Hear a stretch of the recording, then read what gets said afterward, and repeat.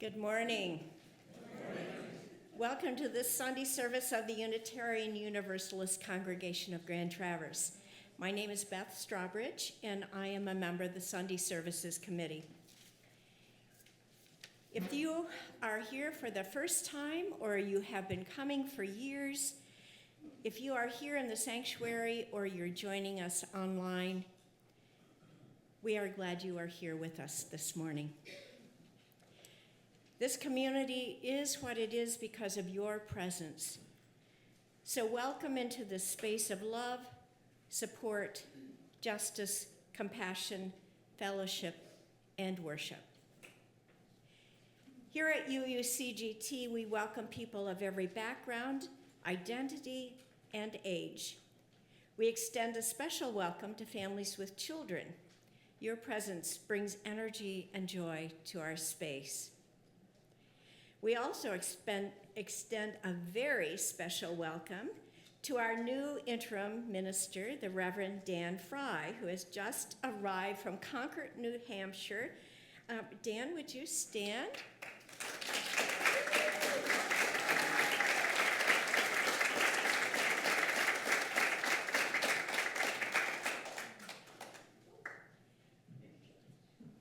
Good morning, everyone. It's such a delight to be here in Traverse City with you.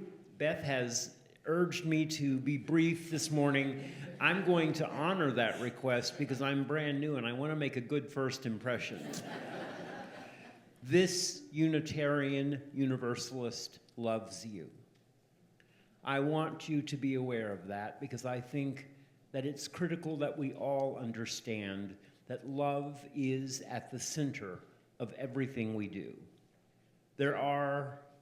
This is a time of change and transition, and that is an area of specialty that I have. I look forward to making your individual and your collective acquaintance as we move forward. Inevitably, there will be conversation of all types. I'm happy to engage in all of it with you. But the one thing I will leave you with as we start this service and as we consider this pivotal time in our country that will be the theme of today's service. We play, as a faith community, an incredibly important role in our society. I am delighted to be the new interim minister of a congregation that takes that as seriously as it does. Go forth in peace, be happy, be joyful, and I look forward to many, many celebrations to come. Thank you very much.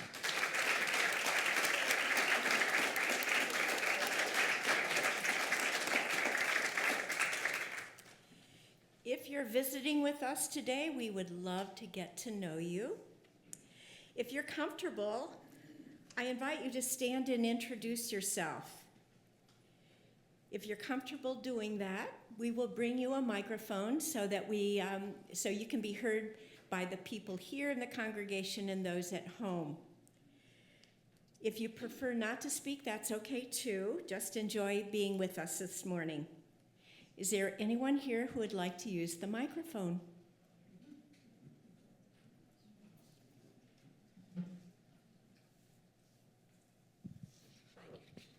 Hi, my name is Liz Nolan Graven, and this is my husband, Michael Graven.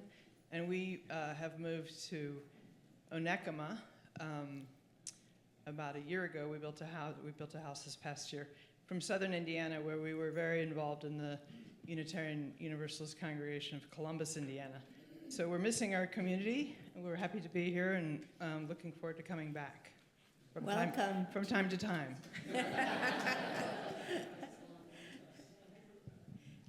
Hi, I'm Craig Lang. I live in Traverse City. My wife, Pat, is here with me, and we are on the board of directors for Know Me Neighbor Network, and we have had the opportunity to use your fine home here for doing Know Your Rights training on several occasions, and we're the guests of Mike Radke here today. Thank you, Mike.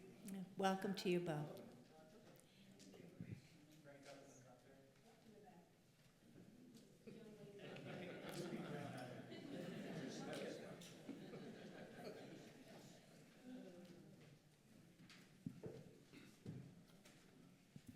Hello, I'm Terry Donahue Cousins. I think this is maybe my third visit here, so it's becoming a habit. But I had to follow you because I'm here because I was invited by Mike Radke. But I'm really here to be with all of you at a time when we need each other, and I heard there's singing involved, and that's why I'm here. Welcome.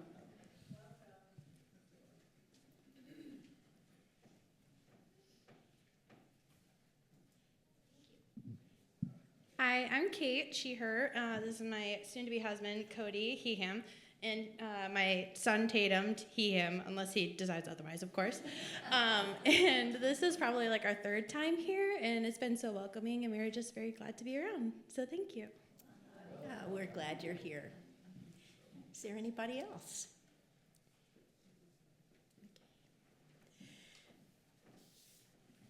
Well, if you are new or just want to engage in conversation with people after the service, we welcome you to the fellowship hall for coffee hour. And if you take a yellow mug, we can identify you and be there to welcome you. Later in the service, we'll share the joys and concerns of our community.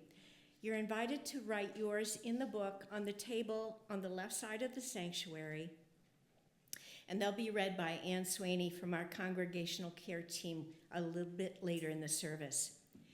The traditional stone meditation will not take place this morning, though there is a basket of stones and a bowl of water which have been placed by the table with the candles.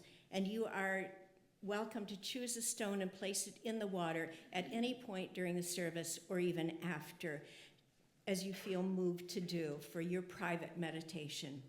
And you're also welcome to light a candle at any point during the service to honor your joy or concern. There is one announcement. It is on the insert in your bulletin, but I just want to highlight that the Social Justice Action team is sponsoring a big pizza and texting party next Wednesday, August 5th at 5:30. And this is an important meeting in conjunction with the people from Unity Church and Traverse Indivisible. And you are welcome to come.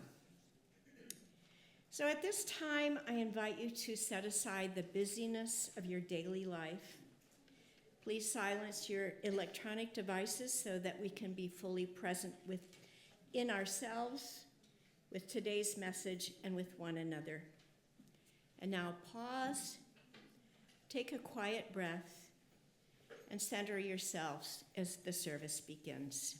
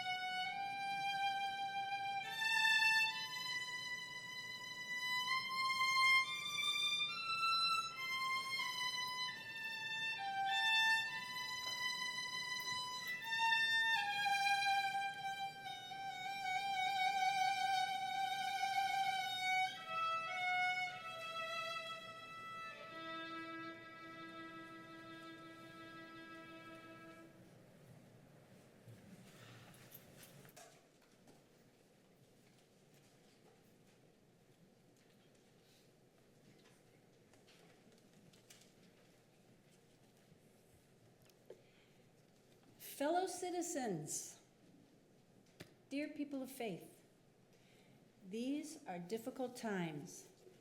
These times, this moment, cuts across the grain of our values, our principles, and our beliefs. People across our nation and elsewhere are suffering. Our country, our very democratic way of life, is in peril. In the face of systemic collapse, harm to our neighbors, dashed hopes for our children's future, overwhelming grief, the question is, what is to be done? With what resource? How can faith, our faith, save our democracy? When asked how faith can save democracy, I get a little edgy. The word faith has a varied history with me. But then I'm reminded of a conversation with our former Minister of Music, Kevin Tarsa. And we were preparing for a service, and I asked him, Kevin, what do you have faith in? And he did his iconic pause to think. And then he said, I have faith in possibilities. Faith in possibilities. That's a faith that allows me to set aside my skepticism and maybe even roll up my sleeves for some action. Although we may all have our unique ideas about what faith is, maybe faith in possibility could be a uniting concept. Today in this service, we invite you to wrestle with us as a people of faith and moral purpose. What is possible? And how does each of us become a person of possibility?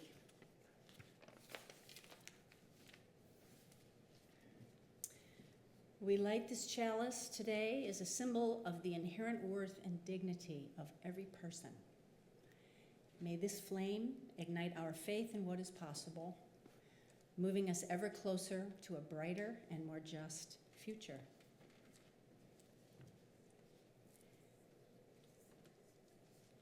We ring the singing bowl as a way to collectively listen all the way to silence, letting this time and place be the focus of our minds and hearts.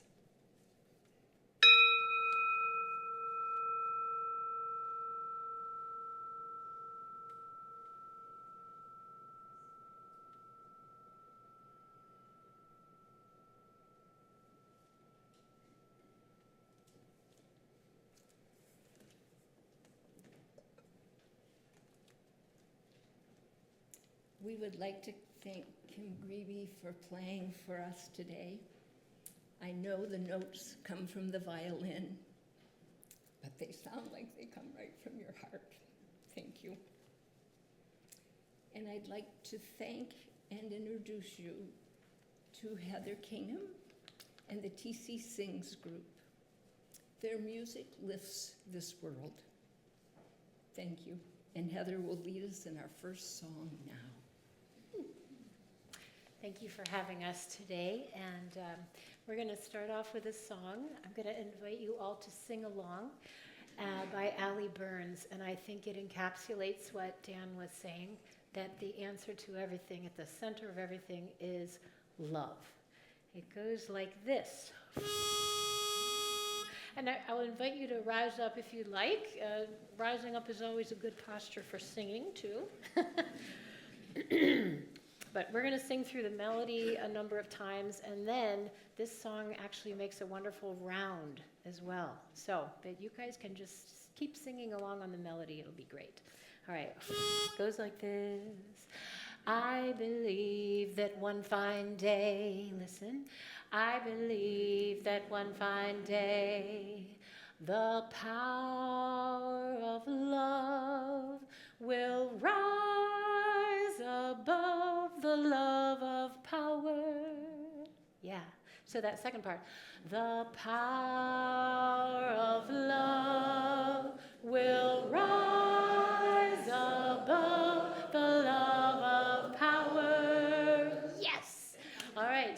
This round, it always starts off with 2 times of I believe that one fine day, and that's also going to be what we'll do at the end, too, to end the song. So, all right, we're going to sing it through a few times. Just join in when you feel comfy, and let's do it. I believe that one fine day, again, I believe that one fine day, the power of love will rise above the love of power. I believe that one fine day, that repeats, I believe that one fine day, the power of love will rise above the love of power. Let's sing it again. I believe that one fine day, I believe that one fine day, the power of love will rise above the love of power. Keep singing that. I believe that one fine day, round part 2. I believe that one fine day, part 3. I believe that one fine day will rise above the love of power. I believe that one fine day, I believe that one fine day, the power of love will rise above the love of power. I believe that one fine day, I believe that one fine day, the power of love will rise above the love of power. I believe that one fine day, I believe that one fine day, I believe that one fine day, I believe that one fine day. One last time. I believe that one fine day. Yeah. Thank you, everybody.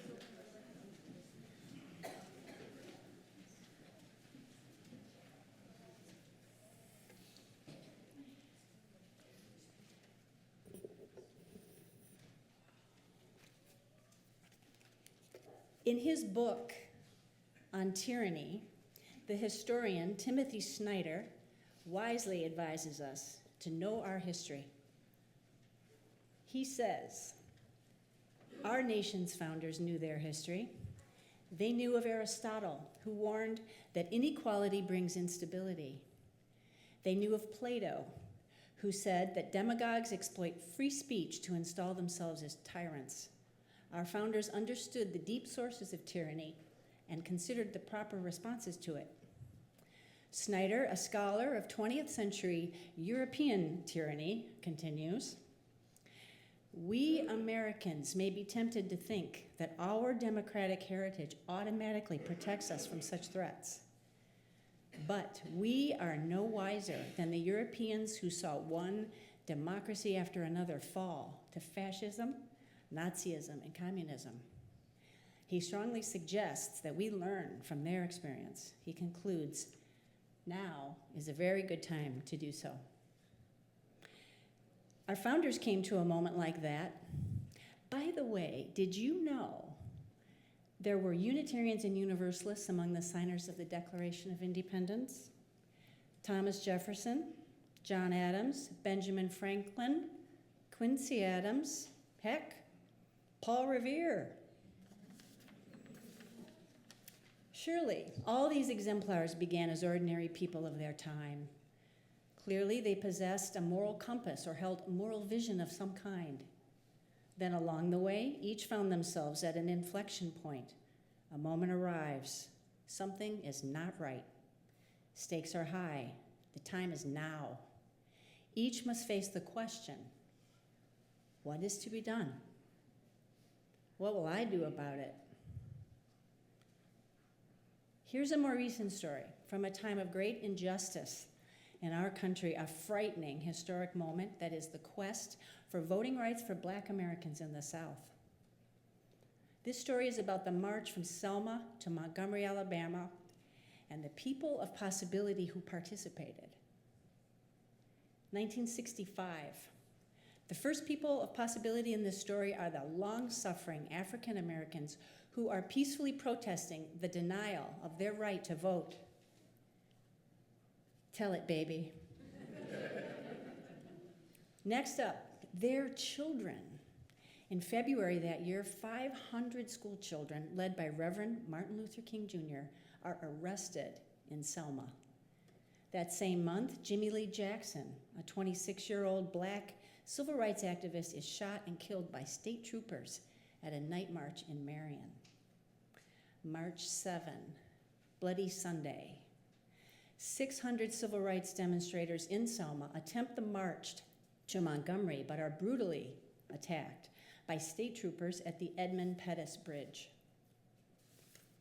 The next day, Reverend King sends an urgent telegram to clergy across the country. He says, "We have witnessed an eruption of the disease of racism, which seeks to destroy all America. No American is without responsibility. The people of Selma will struggle on for the soul of the nation, but it is fitting that all Americans help to bear the burden. I call therefore on clergy of all faiths to join me in Selma." March 9. The marchers are now joined by 450 incoming clergy. King leads a symbolic march to the bridge. That evening, a white UU minister from Boston, Reverend James Reeb, is brutally attacked on the sidewalk. On March 11, he dies of his wounds. Days later, Viola Liuzzo, a white UU layperson, mother of 5, drives from Detroit to Selma to help shuttle marchers. She is shot in her car by the Klan. The man she is helping survives by playing dead. March 15, President Lyndon Johnson, horrified by the violence, calls a late-night session of both houses of Congress to insist that the Stalled Voting Rights Act be immediately passed. He said, "At times, history and fate meet at a single time in a single place to shape a turning point in man's unending search for freedom. So it was at Lexington and Concord, so it was last week in Selma." He also said, "In our system, the first and most vital of all our rights is the right to vote. Jefferson described it as the ark of our safety. It is from the exercise of this right that all our other rights flow." March 21, more than 3,000 marchers leave Selma for Montgomery. Among them are more than 200 UUs, including members of the UUA board. On March 25, when the marchers reach the entrance to Montgomery, they are now joined by over 25,000 people. On August 6th, the Voting Rights Act is signed into law. By the way, some of you may know, in 1968, when Dr. King is assassinated, our very own member, Michael T. Jackson, was called upon to help keep calm in a Black Memphis church. Because he helped, it made a difference. Well, what am I doing up here? Appropriating the moral courage and the bravery of others. Far easier to tell stories of long ago than to have lived them. And, that was then. What about now? ICE is arresting and deporting our neighbors, harassing and killing people. What am I going to do about it? What can I do with what inner resource in me? I don't know. Wait, I do know. Hold on. I know what's possible. I know. Dear ones, hold on. Here comes the dawn.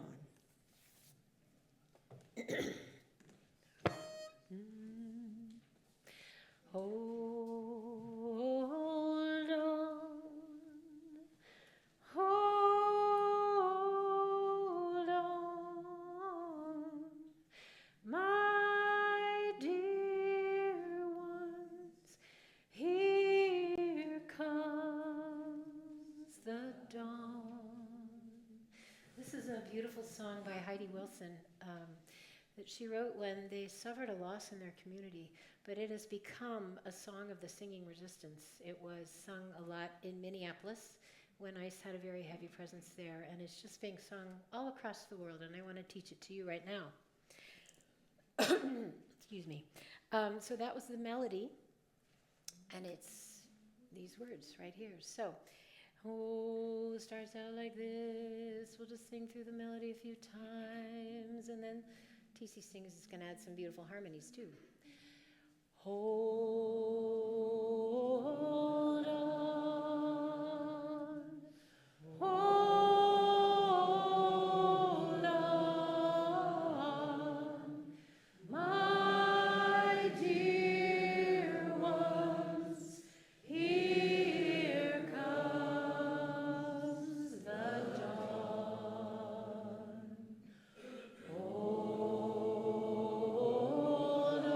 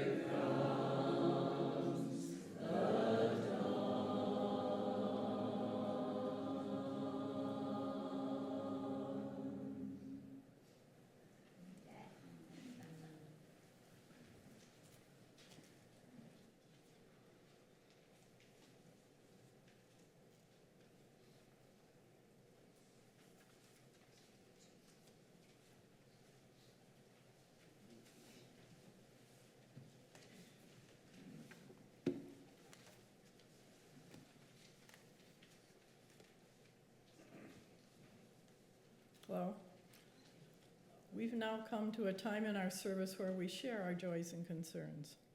I'm Ann Swaney, a member of your congregational care team. It is our practice as a religious community to set aside time in our service to name and honor the joys and concerns that mark our lives, the milestones and moments of our lived experience. I will be sharing the joys and concerns that have been offered up for us to hold in our hearts today. If you have a joy or concern that's a bit too heavy to share, I invite you to reach out to a member of the congregational care team. Look for the light purple ribbon.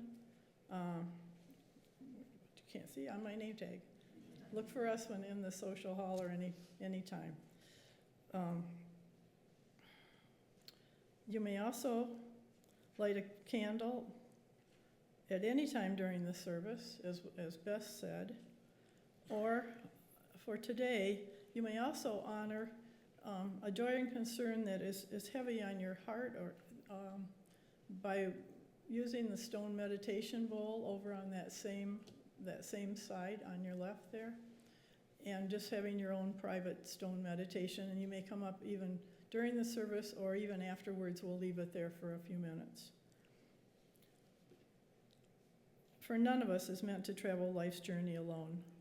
Please repeat after me. For none of us is meant to travel life's journey alone. And now from our joys and concerns, and I believe there's an online one that might be under the desk somewhere for me to read. Jeff? Excuse me. Oh. Thank you. That's where it is. This was submitted this morning from Andrea Walworth. A huge thank you to everyone at UUCGT who helped facilitate Paul Ward's memorial service and interment yesterday. Everyone pulled together to host a lovely gathering of Paul's family and friends. I'm particularly grateful to the members of the congregational care team who helped serve lunch, to Doug Roberts for preparing a spot for Paul's ashes next to Paula, and to Andy Kramer for creating the beautiful Ikebana flower arrangements. You all helped add joy to an otherwise difficult day. I want to add that the rain held off till afterwards also. So from our Joys and Concerns book, oh, and I have a joy in I feel such a joy that how important music is to our congregation. Think of all the beautiful talent we have here and how it makes a difference. So from Steve Sanders, who is back here today, and he says, thank you for all the support during my recent hospitalization, and a thank you for the kindness and competence of the Munson medical staff. A joy from Kim Greavy. Yesterday was a big day for Millie Potts. She's right there in the front row, as she and her husband John celebrated their 58th wedding anniversary. And her birthday. She was married when she was 21. You can do the math. And lastly, from Marty Hayden, a huge thank you to everyone in this congregation who helped me make Friday night's showing of a water trail a success. We had 50 people attend and raised $7,500 to help fund episode 2 of the water trail. My heart is overflowing.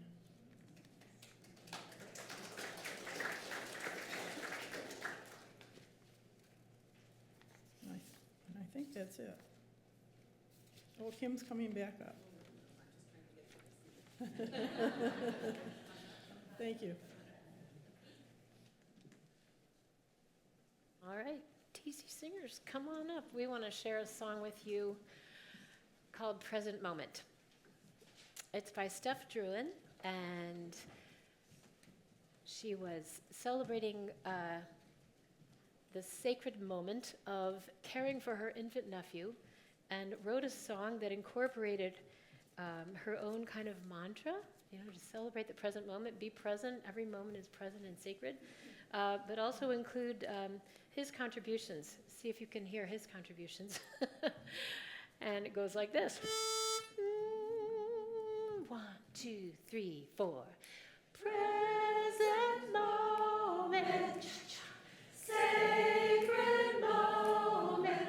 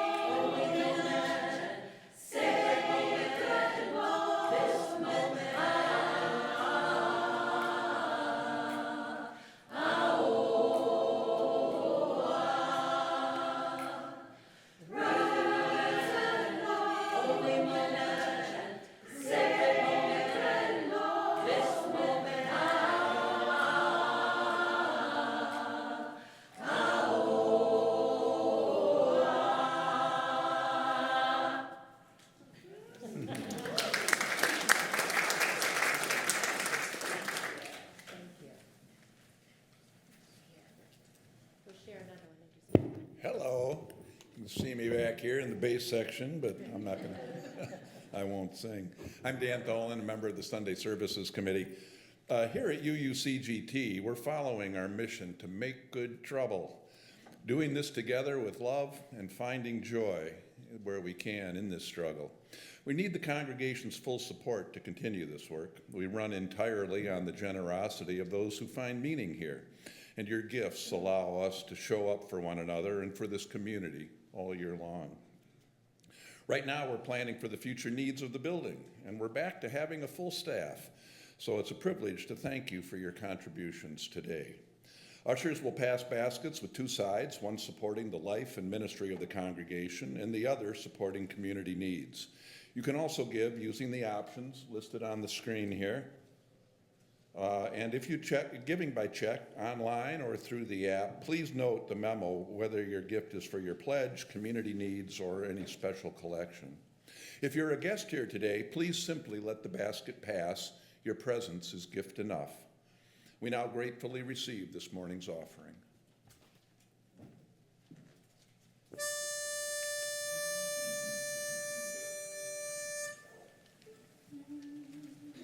This song is a collaboration. I love how music reaches across the miles and across cultures.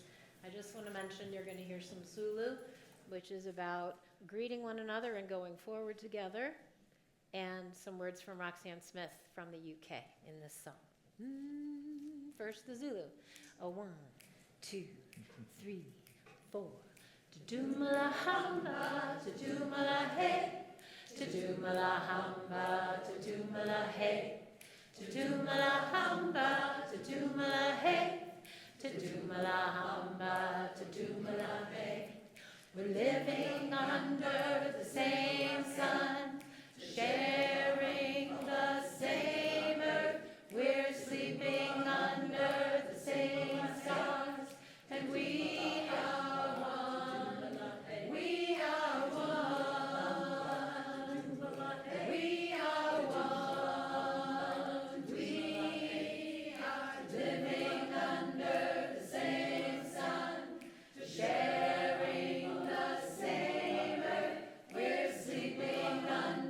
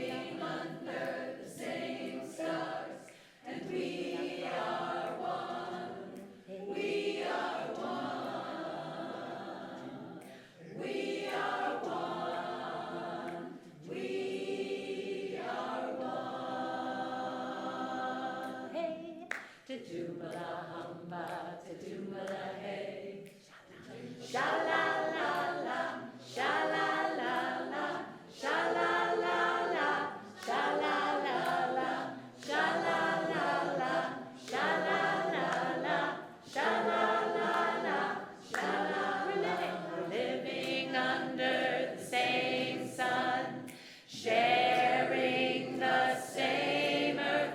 We're sleeping under the same stars, and we are one. We are one. We are one. We're living under the same sun. Last time. Sharing the same earth, we're sleeping under the same stars, and we are one. We are one. We are one. We are one.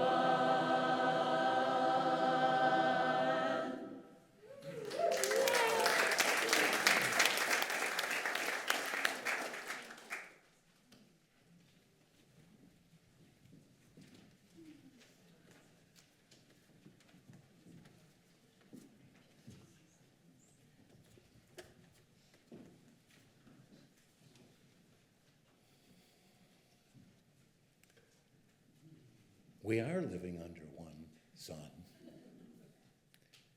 What can one person do? In 1968, I graduated from Romeo High School and headed off to Michigan State University. As I drove toward campus, Hey Jude, Mrs. Robinson, and Tighten Up played on my push-button radio. Like most young people, I was thinking about my future. College and friends, work, freedom, the next chapter of my life. But history had other plans. The Tet Offensive had shaken confidence in the Vietnam War. Detroit was still recovering from the summer of violence in 1967. The assassinations of Martin Luther King Jr. and Robert Kennedy would soon leave the nation reeling. Everywhere, people were arguing about war and race, justice, and what America should become. I cared deeply about these issues. I followed the news and attended events. I talked with my friends, but mostly I watched. Part of me wanted to join the work these friends were doing. Another part wanted to stay safe. After all, I was busy working to pay for college, studying, dating, trying to figure out who I was. But more honestly, I was afraid. I worried about what would happen if I spoke too loudly or stood too visibly. I feared disappointing my parents, upsetting my friends, drawing criticism from teachers and clergy. My best friend, Paul Varellin, volunteered for the Army.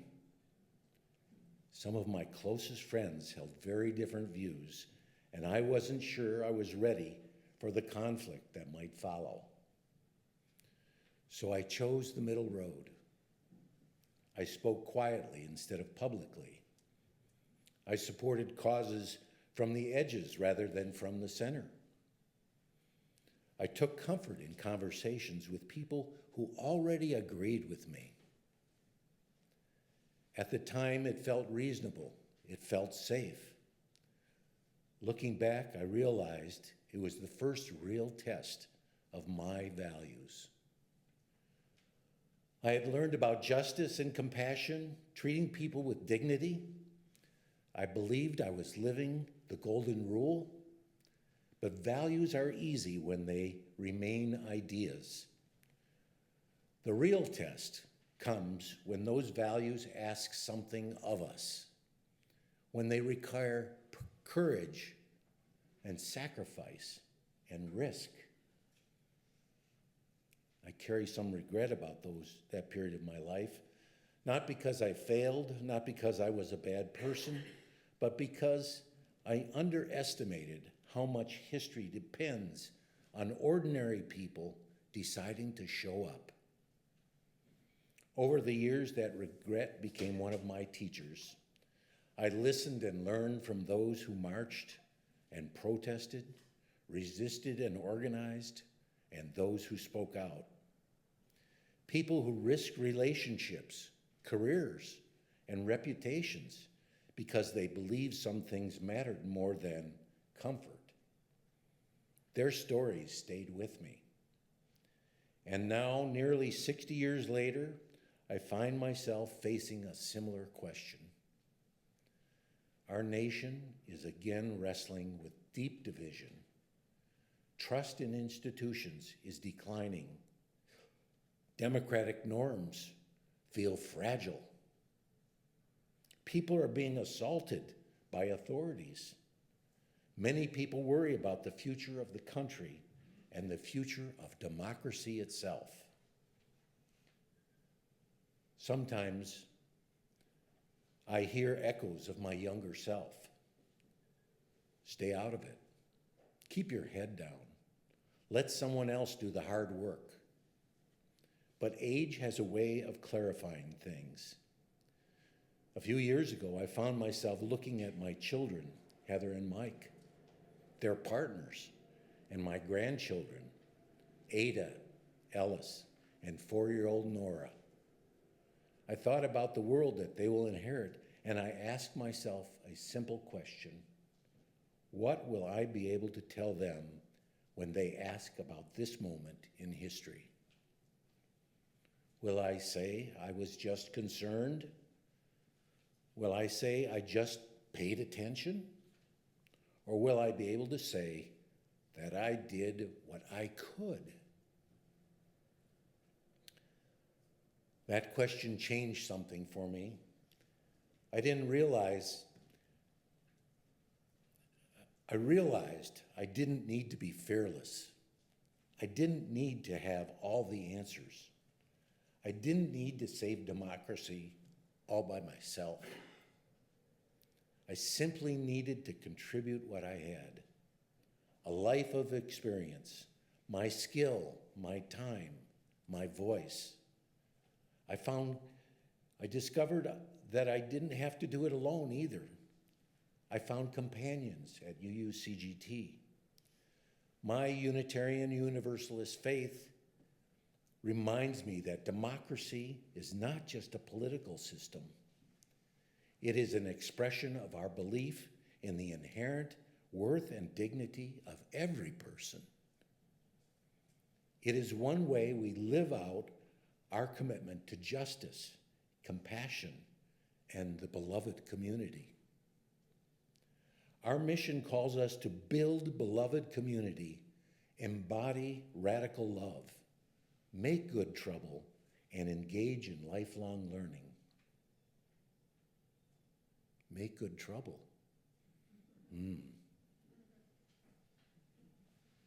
Those are not abstract ideals. Those are invitations. Invitations to participate rather than withdraw, to connect rather than isolate, to act rather than simply worry. I still ask myself this question: what can one person do? The answer is less dramatic than I once imagined. One person can listen when it is hard. One person can learn what people who disagree really think. One person can vote. One person can find options and organize. One person can have a tough conversation. One person can support a neighbor facing oppression.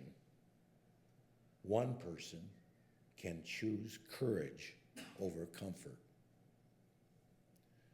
No one can do everything, but every one of us can do something.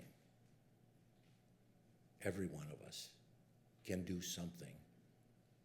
And when enough ordinary people choose to do something, history moves. Grounded in love, we protect the web of life. Grounded in love, we build beloved community. Grounded in love, we make good trouble. And grounded in love, we help create a future worthy of those who will come after us. Children, grandchildren, and 7 generations more. TC Sings will perform the next song, I Am Me. It nudges us to be courageous, loving, and powerfully present.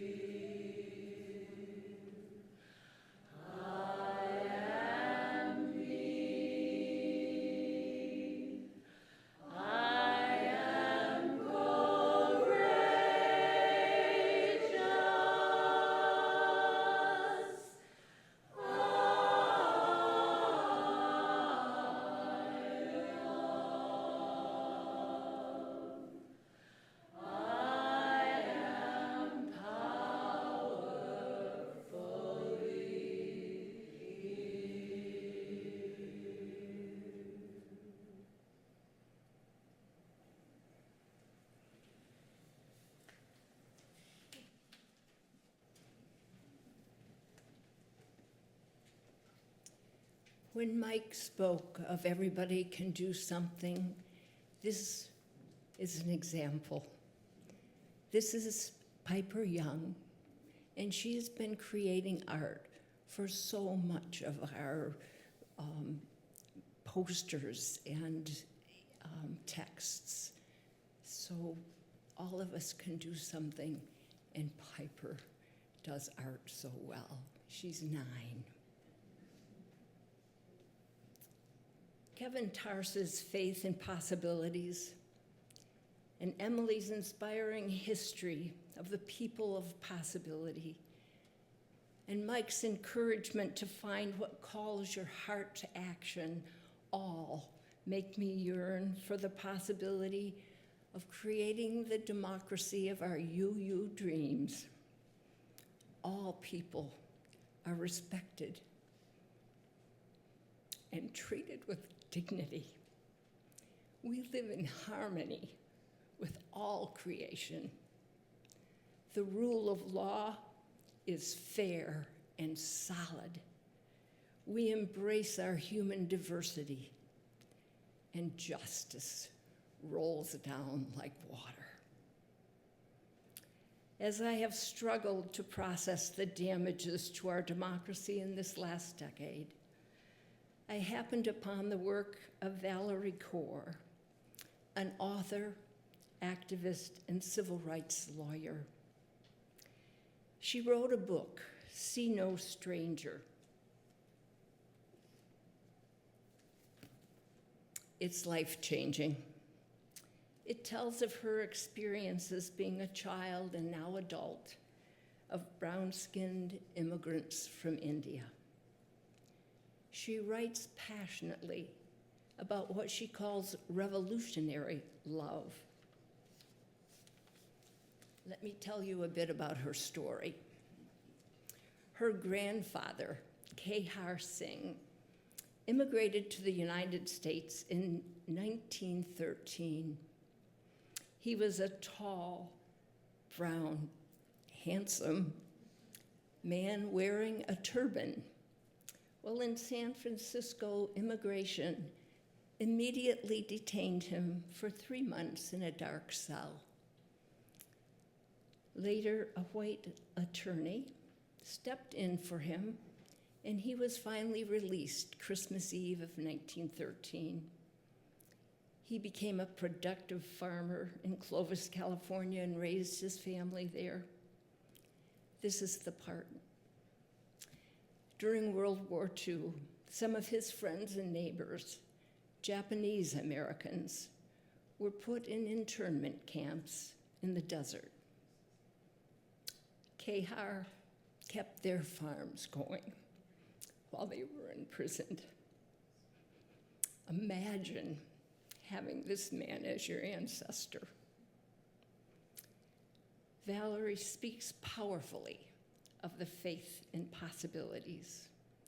In her words, my faith dares me to ask, what if this darkness is not the darkness of the tomb, but the darkness of the womb? She continues, what if all the mothers who have come before us, who survived genocide and occupation, slavery and Jim Crow, racism, xenophobia, Islamophobia, political oppression, and sexual assault, are standing just behind us now, whispering in our ear, you are brave. What if this is the great contraction before we birth a new future? Valerie speaks of our country going through times of contraction and uses the birthing process to describe what might be needed. For those of you who have given birth or coached a woman in labor, this metaphor is particularly relevant. You may remember the transition stage of labor, where contractions are 1 to 3 minutes apart and can last more than a minute. It's not unlike listening to the news recently. This is a time to breathe, she says. She encourages us to use self-care at this time and breathe and grieve as needed, all in preparation for the next stage of labor, pushing. And you all have been doing some pushing this year. We've shown up in force at the Hands Off rally and the No Kings marches. We're learning our rights and how to be there for our immigrant neighbors. We sent big care packages to Minneapolis. We helped the Central School Choir raise funds for the food banks. And with Andy Kramer's leadership, our property here is growing in much more harmony with nature's needs. We got books on the bus at Quartet School. Chris Louds keeps the food you give going out to those in need. And now we've texted more than 4,000 people and sent postcards to get people out to vote just this next Tuesday. Let's keep this pushing going. In conclusion, Valerie offers 3 practices for the labor of love. First, see no stranger. Revolutionary love is a call for our times, she said. It is to look upon anyone and say, you are a part of me that I do not yet know. You are a part of me that I do not yet know.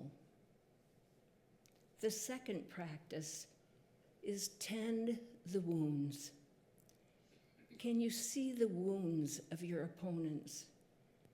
Can you see and tend your own wounds? She offers up the understanding, as we know, wounded people often act out in difficult ways. And she hopes that we'll understand the wounds rather than hate. Understand rather than hate. The last practice is breathe and push. If we're collectively going to birth the democracy of our dreams, we will need times to breathe and times to push. I'm proposing we can be each other's best midwives. Revolutionary love asks much of us. We need each other for this labor, and the world needs our faith in possibilities. Let's breathe and push through this labor of love as we give birth to the democracy that serves us all. I invite you to take some deep breaths.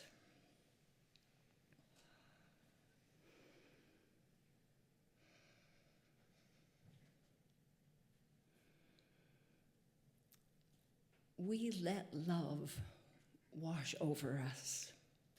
We let it be. Valerie Kaur would love these words to our next song.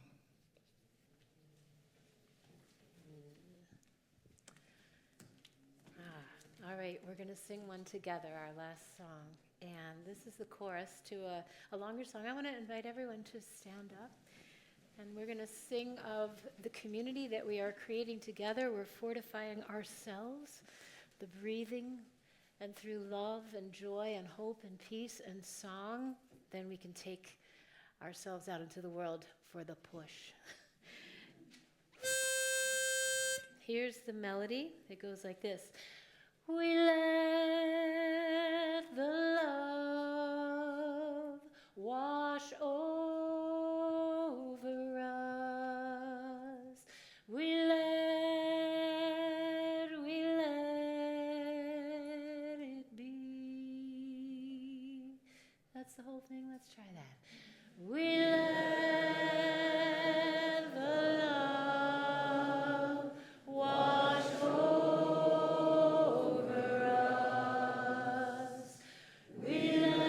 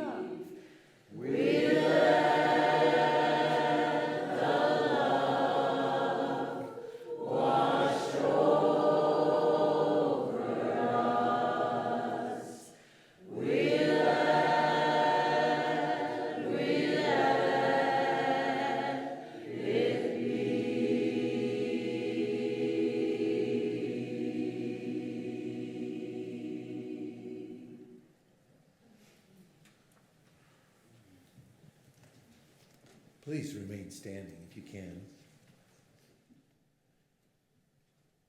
If you feel comfortable, reach out your hands to your neighbors here in the sanctuary or at home. Hold their hands and let love wash over us. As people of possibility, hold on to what serves you, your way forward. Carry the light of the chalice out into the world. In closing, we are people of possibility, and we stand together making good trouble as our ancestors whisper in our ears, "You are brave. You can create this new democracy." Reach deep in your hearts and find your capacity to breathe and push. Breathe again and push.